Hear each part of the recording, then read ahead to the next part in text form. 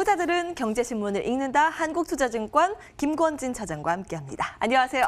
네, 안녕하십니까? 예, 새해 복 많이 많이 받으세요. 받으세요. 여러분도 네. 많이 받으시고. 근데 이 명절 앞두고 이게 웬 날벼락인지.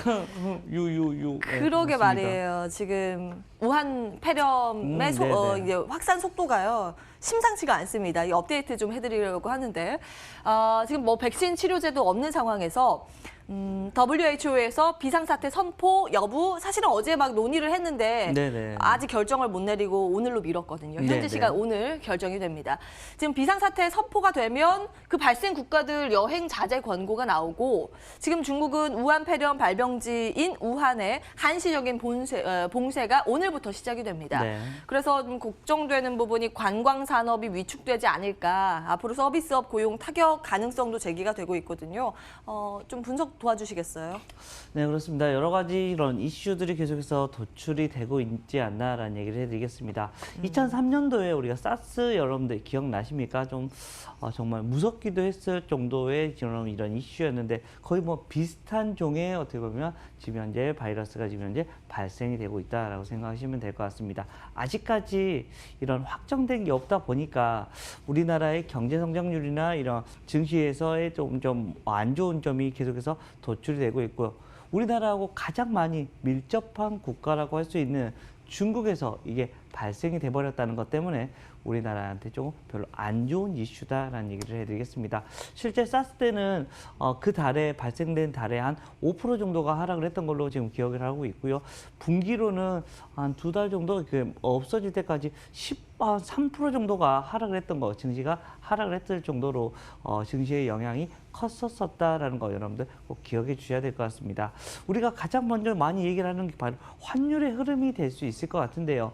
원화가 어떤 식으로 움직여 주느냐에 따라서 우리 원화가 계속해서 강세가 나오면 그래 괜찮구나라고 생각을 하실 수 있습니다. 그렇지만 위안화의 약세가 막 나오기 시작하면서 좀 고민해야 되죠. 위안화 약세가 나오면 또 누가 어떤 아저씨가 트럼프 아저씨가 또 이런 거 하는 거 아니야 라고 이런 고민을 해야 됩니다. 그렇기 때문에 여러 가지 이런 게 맞물려 있는 이런 환율의 흐름을 보셔야 될 것 같고요. 이 우한 폐렴이라는 이야기가 나오면 아마도 조금 원화의 약세 흐름이 나타날 수 있지 않을까라는 얘기를 드리겠습니다. 원화 약세면 우리 시장에는 좋은 건 아닌 것 같은데요. 네, 그렇습니다. 우리나라한테는 별로 좋은 모습은 분명히 아닐 확률이 좀 높아질 수 있지 않나라는 얘기를 해드리겠습니다.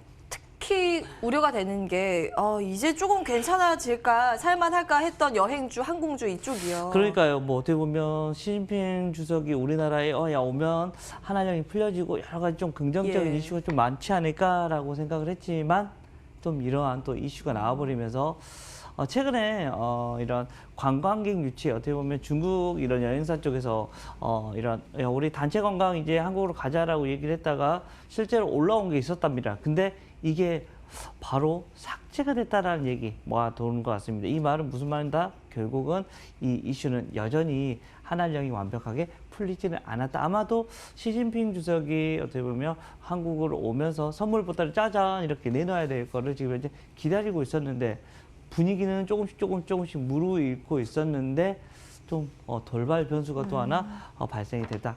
단기적으로는 항공 여행은 조금 재미가 없을 확률이 높을 것 같고요. 좀 중장기적으로 본다면 분할 매수 차원에서는 접근하셔도 된다. 단 지금 현재는 아직은 아니옵니다라는 거 여러분들 잘 기억해 주시면 좋을 것 같습니다. 네, 세계보건기구에서 비상사태로 선포를 할지 여부 들여다보셔야겠고요. 이 확산 속도 지속적으로 저희도 들여다보도록 하겠습니다. 자, 본격적으로 기업 이슈 체크해 볼까요? 현대차 주문하신 서프라이즈가 나왔습니다. 라는 보고서가 눈에 띄던데요. 실적 서프라이즈였습니다. 정말 놀라운 실적이었죠. 일회성 비용을 감안했을 때는 무려 컨센서스 대비했을 때 34%를 웃도는 실적이 나왔습니다. 지금 4분기 실적 화면을 통해서 확인하고 계시고요. 매출액도 작년 같은 기간보다 10.5% 늘었고 영업이익이 세상에 처음으로 1조 클럽에 달성이 됐습니다. 작년 같은 기간보다 148%의 급증세. 그리고 지금 연간 기준으로 오른쪽 보시면요. 매출액이 105조 그리고 영업이익은 3조 6,847억 원 달성했습니다. 52% 작년보다 늘었네요. 그 전년보다죠. 근데 특히 어제 이 소식으로 인해서 주가가요 8.55%나 급등을 했는데 현대차가 이렇게 많이 뛴 거는 3년 만에 최대폭이거든요.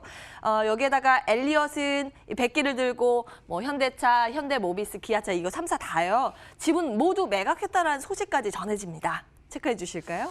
우선은 정말 서프라이즈한 어떻게 보면 여러분들 이제는 현대차를 믿으셔야 됩니다라는 것을 보여주지 않았나라는 얘기를 예. 해드리겠습니다. 그만큼 현대차의 이런 흐름 그동안은 매번 조금 디스카운트 요인으로 실적이 별로 안 나올 것 같아 그러면서 계속해서 컨센서스가 하락 이런 식으로 됐었습니다. 근데 실제로 까놓고 나니까 서프라이즈 이런 흐름이 나타났다라는 거 안내를 해드리겠습니다. 실제로 이제부터 이게 정착화가 될 확률이 높아지고 있다는 거 안내를 해드리겠습니다. 환율 흐름 앞에서 제가 잠깐 얘기 드렸지만 좀 원화의 약세가 나오면 뭐 대표적으로 뭐 현대차는 좋아 가는 거야라고 이렇게 얘기를 해드릴 수 있을 것 같고요. 신차 효과에 대한 이야기도 계속해서 이런 현대차한테 나타나 줄 수 있을 것 같습니다. 뭐 제네시스의 뭐 GV80 같은 경우도 지금 현재 야 원래 우리가 이만큼 팔 거야라고 했는데 처음 시작하자마자 절반이 뚝딱입니다. 팔려고 할 정도로 그만큼 현대차한테는 좀 긍정적인 이야기가 나올 수 있을 것 같고요. 본격적으로 이제는 성장 궤도로 가보자라는 얘기를 해드리겠습니다. 실제로 작년에 실적이 그래도 나쁘지 않았던 것 같아. 미국 쪽이 조금씩 올라와 주고 있고 중국 쪽만 올라왔으면 완전히 좋은데 그래도 숫자를 보시면 이 정도면 괜찮은데 라는 이야기를 많이 할 수 있을 것 같습니다. 이렇게 되면 현대차 올해는 정말 주가에서도 어떻게 보면 믿으셔야 되지 않을까 하는 이야기 드려보도록 하겠습니다. 네, 과거에 보면 현대차하고 기아차 보면 그 주가의 상관관계가 굉장히 높았어요. 일에 근접을 했었는데요. 지금 이야기가 들리는 게 현대차보다는 기아차 봐야 되는 시점이다라는 분석도 있어서 현대차와 기아차 둘 중에 하나 선택을 한다면? 저는 현대차, 네, 제 차가 현대차입니다. 네, 그렇습니다.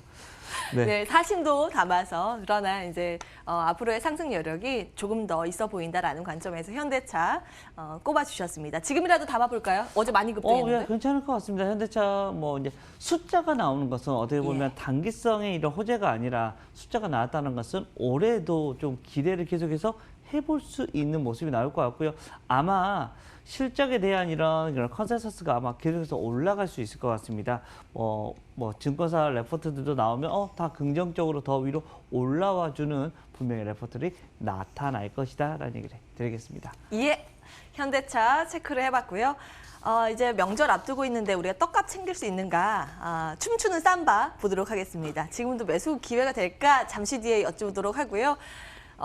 정말 예상보다 일찍 찾아온 봄날이었습니다. 이 기업도 실적 서프라이즈 나왔는데요. 화면을 통해서 내용 좀 먼저 체크해 보실까요?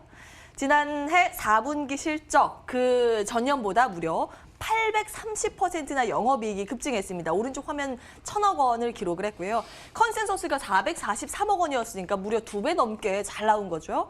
연간 기준으로 보겠습니다. 오른쪽에 매출액은 7천억 원 넘겼고요. 영업이익 917억 원으로 그 전년보다 64.6%나 급증했습니다. 이 기세가 올해도 멈추지 않을 것이다 라는 분석이 나오면서 목표가 줄상향 조정 나왔고요. 제가 9시 30분까지 확인한 리포트만 봤을 때 오늘만 한 7곳에서 증권사에서 목표가 높여 잡았습니다. 그리고 자회사인 삼성바이오 에피스 실적 개선세도 지금 잡히고 있대요. 그래서 주가는 52주 신고가 달리고 있고 네이버를 밀어내고 오늘 시총 3위에 등극을 했습니다. 이거 어떻게 보세요? 제가 뭐 제약바이오 하면 저는 무조건 삼바 이런 얘기를 매번 드렸던 여러분들 잘 기억을 하실 거라고 생각합니다. 사실은 다른 종목들은 물론 급등을 할 수도 있지만 걔들은 리스크 요인이 항상 존재한다. 물론 삼성바이오로직스도 리스크 요인이 있긴 하죠. 그렇지만 삼성바이오로직스는 이제는 숫자까지 증명을 해주고 있는 회사가 아닌가라는 얘기를 해드리겠습니다. 뭐 주가의 흐름들 계속해서 우상향적인 이런 모습이 나타날 수 있을 것 같고요. 여러분들 근본적으로 삼성바이오로직스는 뭐하는 회사다? 우리가 바이오 시밀러 하는 회사다라고 생각을 하시면 될 것 같고 바이오 시밀러는 우리가 늙고 병들면 계속해서 사용할 수밖에 없는 약을 만드는 회사들이다라고 생각을 머릿속에 가셔야 됩니다. 실제로 삼성 쪽에서 앞으로 뭐 반도체 이런 라인들이 다 끝나고 나면 밀 수 있는 게 어딜까라고 얘기를 하면 삼성 바이오로직스, 삼성 STS 이 두 군데 회사를 아마 밀 수밖에 없을 것이다라고 생각을 하시면 삼성 바이오로직스의 앞으로의 향방은 더욱더 무궁무진할 수 있다라는 얘기를 해드릴 수 있을 것 같고요. 이제는 숫자까지 그동안은 사실은 뜬구름 잡기식이 좀 있었습니다. 근데 이제는 숫자까지 나오기 시작한 삼성 바이오로직스의 흐름 여러분들 앞으로 좀 더 지켜보실 만하지 않을까라는 이런 이야기를 해드려 보도록 하겠습니다. 지금 계열사 중에서 이야기가 되는 게 삼성물산이요. 네네. 삼성전자 배당 이익 쪽 쏠쏠하고 삼성바이오 이 바이오 부문도 이익이 이제 잡히기 시작해서 사실은 삼성물산이 그 지배구조 계열사에 굉장히 중요한 위치를 차지하고 네, 있잖아요. 그렇죠. 근데 네. 지금 절대적으로 저평가다라는 분석이 있어서 어떻게 보세요? 맞습니다. 절대적 저평가 맞고요. 얘네가 가지고 있는 삼성물산 지분 가치만 하더라도 사실은 너무 쌉니다. 이거 뭐지? 왜 이럴 싸지? 라고 할 정도로 그만큼 싸다라는 거 이야기를 해드릴 수 있을 것 같고요. 실제 주가의 흐름은 원래 본업이 원래 뭐 하는 겁니까? 건설 쪽이기 때문에 이번 정부 들어서 건설을 계속해서 우리가 압박을 하고 있기 때문에 못 가는 거지. 두면 갈 수밖에 없는 모습이고 앞에서 원래 엘리엇 아저씨들 안녕 이야기 해드렸었잖아요. 이렇게 되면 삼성물산의 어떻게 보면 지배구조를 다시 한번 얘기가 나타날 수도 있지 않을까라는 이야기를 해드리고 이재용 부회장님의 이런 선거 공판이 이제 마무리가 되면 삼성물산의 이런 지배구조에 대한 이슈가 다시 한번 펼쳐질 수도 있지 않을까라는 생각을 하시면 될 것 같고요. 주가의 흐름은 바로 바이앤홀딩으로 해서 좀 중장기 투자가들한테는 좀 긍정적 그렇지만 단기적으로 야 나는 사자마자 내일부터 뭐 올라야 돼. 지금 현재 수급은 어디가 있어? IT에 가 있다는 거 잘 알고 계실 거라 생각합니다. 그렇지만 보수적인 투자가 중장기적인 투자가들한테는 삼성물산도 매력적인 이런 가치는 대상이 될 수 있을 것 같다라는 얘기를 드리겠습니다. 예, 삼성물산도 장기 관점에서는 오케이 사인 주셨고요. 마지막으로 삼바 춤추면서 마무리할까요? 한국투자증권 김건진 차장과 함께했습니다. 네, 부탁드릴게요. 제가 하는 거예요? 같이 하는 거 아닌가요? 같이 해볼까요? 네, 같이 예. 시작. 삼바! 네, 죄송합니다. 예.